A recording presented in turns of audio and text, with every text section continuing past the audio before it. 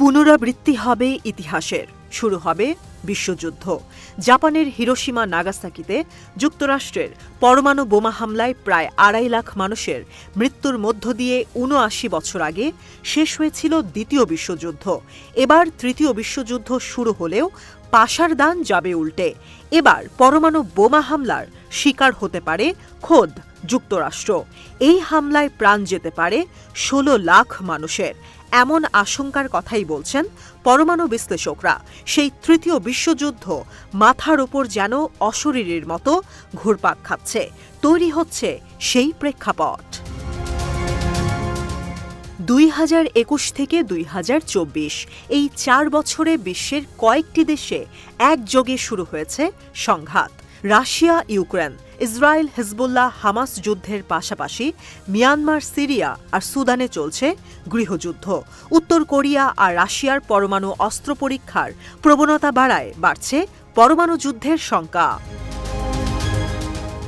সবচেয়ে ভয়াবহ ক্রমবর্ধমান সংঘাতের শঙ্কা তৈরি হচ্ছে বিশ্বের প্রথম ও বৃহত্তম পরমাণু শক্তিধর দেশ রাশিয়া আর যুক্তরাষ্ট্রের মধ্যে।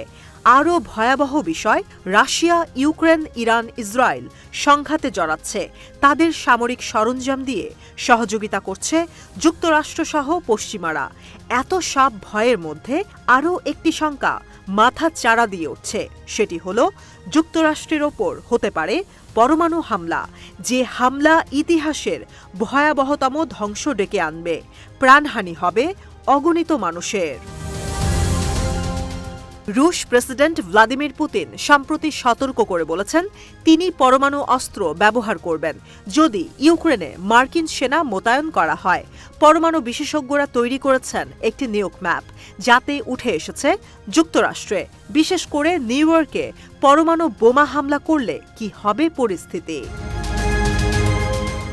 পরমাণু বিশেষজ্ঞ অ্যালেক্স ওয়েলস্টেইনের ম্যাপ বলছে নিউ ইয়র্কে যদি ৮০০ কিলোটনের একটি টপল পরমাণু বোমা ফেলা হয়, একসঙ্গে ১৬ লাখ মানুষের মৃত্যু হবে, আহত হতে পারে ৩০ লাখ মানুষ।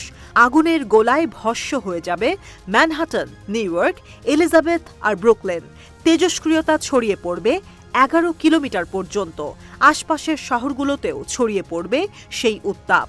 হোয়াইট হাউস লক্ষ্য করে ওয়াশিংটন ডিসিতে হামলা করলে মৃত্যু হতে পারে ৪০ লাখ মানুষের। তেজস্ক্রিয়তার কারণে পুড়ে যাবে Capitol Hill, Alexandria, silver spring.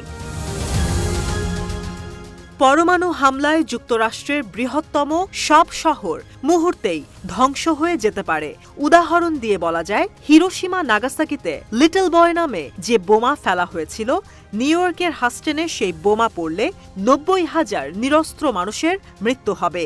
এই পূর্বাভাস দেয়া হয়েছে যুদ্ধে পরমাণু অস্ত্র ব্যবহারের ভয়াবহতা আর এই অস্ত্র ব্যবহার না করে কিভাবে কূটনৈতিক সমাধানে আসা যায়, দেশগুলোকে সেই উপায় খুঁজে বের করতে।